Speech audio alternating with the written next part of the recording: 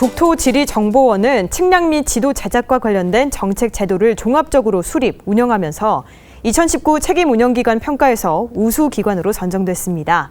자세한 이야기 국토지리정보원 사공호상 원장과 이야기 나눠봅니다. 안녕하세요. 안녕하세요. 네. 자, 먼저 국토지리정보원 어떤 기관인지 소개부터 부탁드립니다.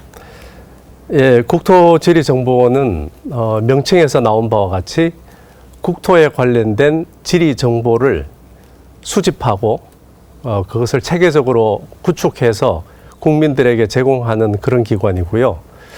1974년도 당시 건설부가 설립을 했습니다. 네. 그리고 2001년도에 책임운영기관으로 지정이 됐고요. 그리고 2003년도에 당시 국립지리원에서 국토지리정보원으로 명칭을 변경을 했습니다.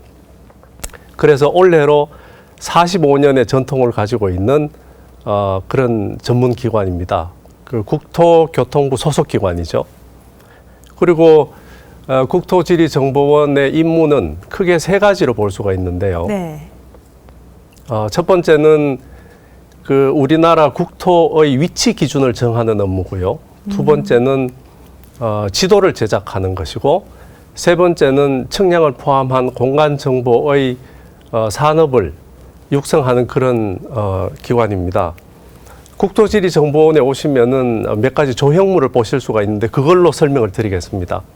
첫 번째, 그 고산자 김종호 아시죠? 네네. 그 동상이 있습니다. 그것은 우리나라의 지도 제작을 대표하는 기관이다, 이렇게 이해하시면 되겠고요.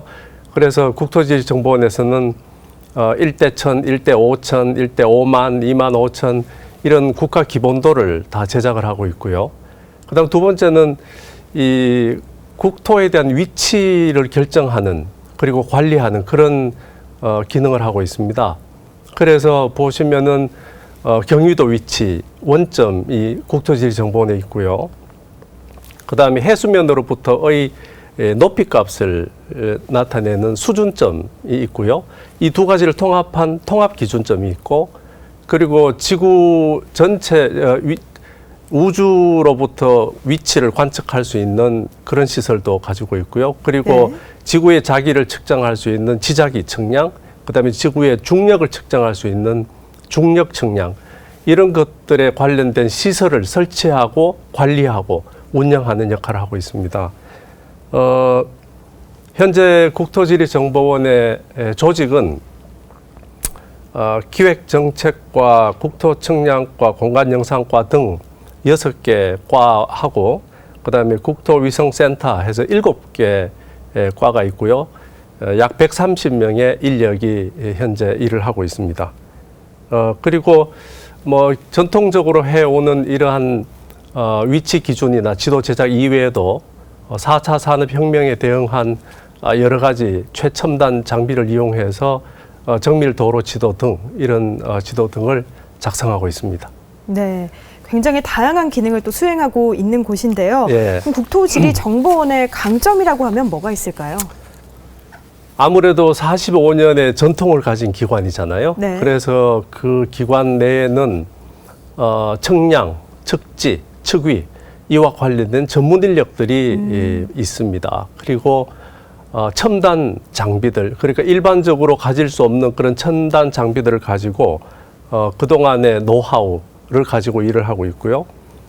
무엇보다도 우리 국토지리정보원은 세계적으로 유례를 찾아볼 수 없을 만큼 그 1대 5000이라는 이 대축적 지도를 전국 전체에 대해서 가지고 있고요. 네. 그것을 2년에 한 번씩 계속 갱신을 하고 있어서 최신 그 공간 정보를 국민들한테 신속하게 제공하고 있다, 이렇게 말씀드릴 수가 있고, 또 하나는 그 국토지리정보원의 홈페이지 들어오시면 공간정보 플랫폼이라는 것이 있는데요. 네. 그 플랫폼을 통해서 수치 지형도, 항공사진, 그리고 항공사진을 이용한 정사 영상, 이런 것들을 무료로 전 국민들이 시간과 장소에 구애받음 없이 내려받아서 사용할 수 있도록 제공하고 있다, 이런 장점이 있습니다.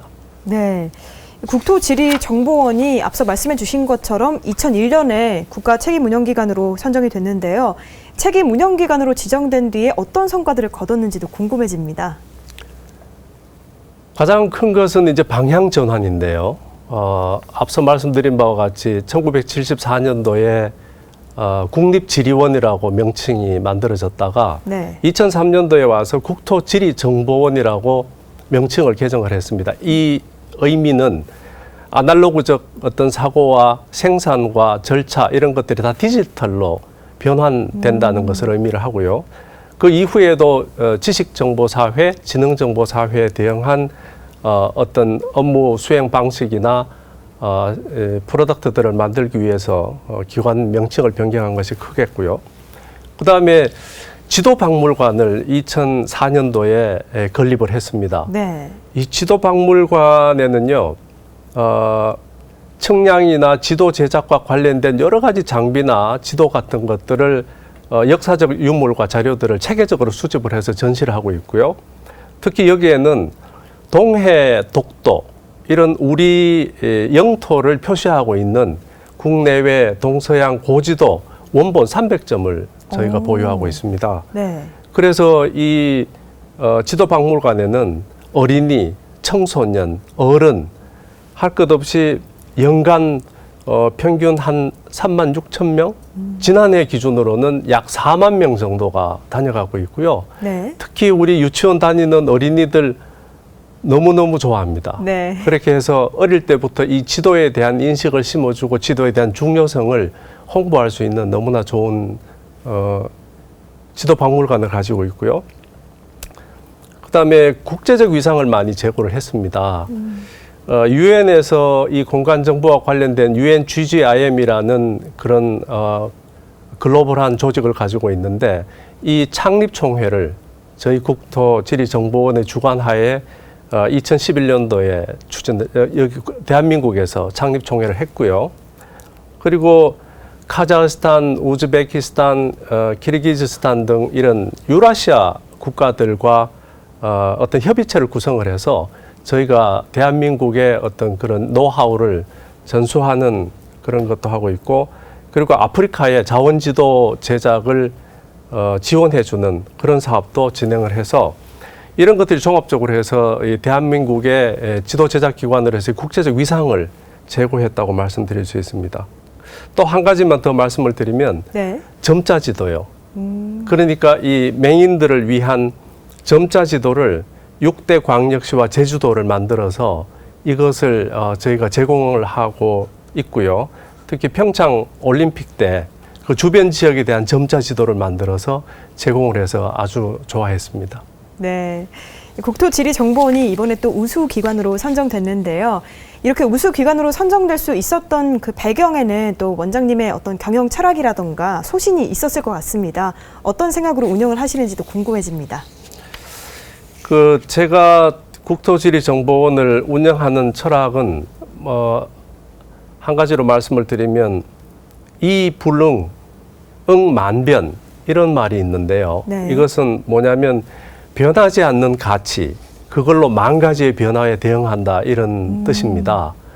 요즘 보면은 기술이 많이 발전하고 사람들의 수요도 많이 높아지고 그렇죠. 그래서 굉장히 다양한 형태의 수요들이 생겨나고 있습니다. 그랬을 때 기술에 집중을 하거나 수요에 집중을 하면 사실은 원칙이나 근본을 놓쳐버릴 수가 있거든요. 그래서 절대로 변하지 않는 가치, 그 공간 정보의 가치라고 하면 가장 정확한 데이터를 가장 쉽고 빠르게 최신 정보를 국민들에게 제공하는 것이 본질적인 가치거든요. 네. 이 가치에 집중하고자 하는 것이고요. 그다음에 제가 원장으로 취임할 때 세 가지의 그 기관 운영 방향을 공표한 바가 있습니다. 그 첫 번째가 정체성입니다. 이제 지도는 국가기관뿐이 아니라 민간이나 3섹터 같은 데서도 만들게 되거든요. 네. 근데 그런 기관들이 만드는 지도와 국가기관인 국토지리정보원이 만드는 지도의 차이는 바로 정체성, 그 품질입니다. 소위 말해서 정부가 개런티를 하는 지도를 만드는 거죠. 그렇게 하려면 품질이 굉장히 좋아야 되고 국민들이 신뢰할 수 있어야 됩니다. 그래서 이런 것들을 통해서 국가기관으로서 정체성을 확립을 하자 이렇게 했고요. 두 번째는 이 기술의 변화가 빠르기 때문에 어떤 생산이나 관리를 하는 데 있어서 혁신적인 체계를 도입을 해야 된다고 강조를 하고 있고요. 네. 그래서 생산자와 공급자 중심에서 사용자 중심으로 그 활용 가치를 과감하게 전환해서 국민들에게 신뢰받고 사랑받는 조직을 만들겠다 이렇게 했고요. 세 번째가 미래의 4차 산업혁명을 주도할 수 있는 공간 데이터를 생산하겠다. 이렇게 해서 앞으로 자율주행 자동차나 드론, 로봇, 그러니까 기계가 인식할 수 있는 공간 정보 이런 것들을 체계적으로 만들어서 미래 사회에 대응하겠다 이렇게 생각을 하고 있습니다. 네. 자, 그러면 핵심 사업의 내용을 이제부터 하나씩 짚어보도록 하겠습니다. 네. 저 먼저 국토위성센터를 건립하기 위한 공사가 지금 진행 중이라고 들었는데요. 국토위성센터는 어떤 건가요? 국토위성센터는 지금까지 우리 국토지리정보원에서는 주로 항공 사진이나 드론이나 이런 것들로 지도를 제작하고 정보를 수집을 했는데요. 네. 이제 마침내 우리도 위성을 갖게 됐습니다. 이 국토위성은 과기부와 국토부가 공동으로 개발한 위성인데요. 50cm의 해상도를 갖는 위성 영상을 취득할 수 있는 위성입니다. 이것이 2020년도, 2021년도에 각각 한 기씩 올라가서 2기를 저희가 운영을 하도록 되어 있는데요. 네. 이것을 이용을 하면 어떤 장점이 있냐면 사실상 이 북한이나 다른 지역에는 우리가 접근하기가 쉽지 않잖아요. 지리 정보를 그렇죠. 취득할 때. 근데 이 위성은 어디든지 정보를 촬영할 수가 있고 그리고 주기적으로 반복해서 촬영할 수가 있고 또 이게 고해상도 50cm면 어느 정도냐면 그 영상을 통해서 약 90%의 정보를 육안으로 취득할 수가 있습니다. 오. 그래서 이런 위성을 갖게 된다는 것은 이제 한반도, 북한 지역을 포함한 한반도, 그리고 한반도 주변 지역, 그리고 전 세계 어디든 우리가 원하는 지역의 지리 정보를 취득할 수 있게 된다는 걸 의미하는 것이고요. 이걸 위해서 저희 원에서는 국토위성센터를 새로 건립을 해서 거기에 소프트웨어, 하드웨어, 전문 인력 이런 시설들을 지금 갖추고 있습니다. 그래서 올해 11월 1일 날 센터가 마침내 개소를 하게 되겠습니다. 11월 1일에. 예. 자, 그리고 또 도로 정보 얘기를 할 때 자율주행차 이야기를 빼놓을 수가 없는데요. 자율주행차에 아무래도 좀 정밀한 도로 정보가 핵심적이지 않겠습니까? 네, 상용화를 예. 위해서는 이 정밀 도로 지도를 제작하신 걸로 알고 있습니다. 네. 어떻게 제작을 하게 되신 건가요? 사실 자율주행 자동차 하면은 일반인들은 거기에 많은 센서들이 붙어서 그 네. 센서를 이용해서 자동차가 자율적으로 간다고 하지만 사실상 안전에 있어서는 센서만으로는 한계가 있습니다. 문제가 있을 수도 있고요. 예를 들면 이 폭우가 쏟아지거나 깜깜한 밤이거나 특히나 눈이 덮여서 거기 차선이나 이런 것들이 이렇게 덮여버렸을 때 네. 그때의 이 자율주행 자동차가 정확한 자기 위치를 찾아서 주행하기가 쉽지가 않거든요. 이럴 때는 그 센서를 보조해 줄 수 있는 정확한 지도가 필요합니다. 그래서 일반적인 지도를 가지고는 차선이나 어떤 그 주변에 있는 보도 블럭이나 시설물 같은 것들을 가로등 같은 시설물들을 정확하게 이게 제시해 주기가 어렵거든요.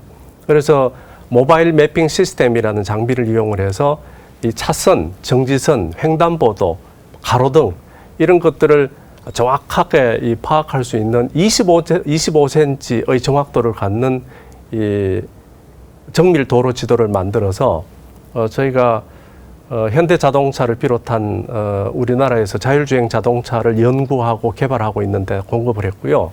현재는 모든 고속도로를 포함한 약 6,000km의 구간을 정밀 도로 지도를 올 말이면 제작이 끝나고요. 내년부터는 아마 국도까지도 확장을 해서 구축하지 않을까 그렇게 해서 민관 협동으로 현재 저희와 이런 수요자들과 같이 공동체를 만들어서 앞으로 어디까지 어떻게 확대해 나갈 것인지에 대해서 협의하고 있습니다. 네.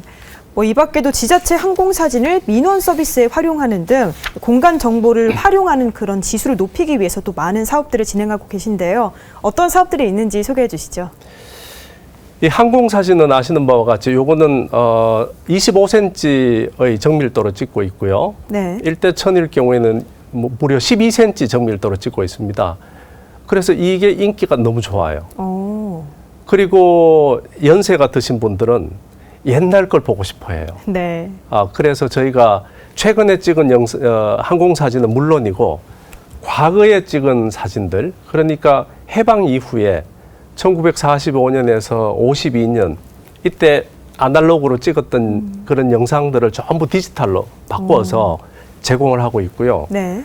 특히 이제 저희가 가지고 있는 데이터만 하다 보니까 조금 작을 수가 있으니까 지자체, 그러니까 인천, 대전, 광주, 경기도, 제주도를 포함한 8개 지자체와 MOU를 맺어서 그 지자체에서 가지고 있는 항공사진을 저희가 가지고 와서 디지털로 변환한 다음 전 국민들한테 지금 제공을 하고 있습니다. 그래서 예전에는 과거의 항공사진을 보려고 하면 직접 그 지자체를 가서 네. 그걸 발급받거나 해야 되는데 현재는 저희 지리원에서 제공하는 그런 플랫폼을 통해서 언제 어디서든지 이걸 받을 수가 있고요.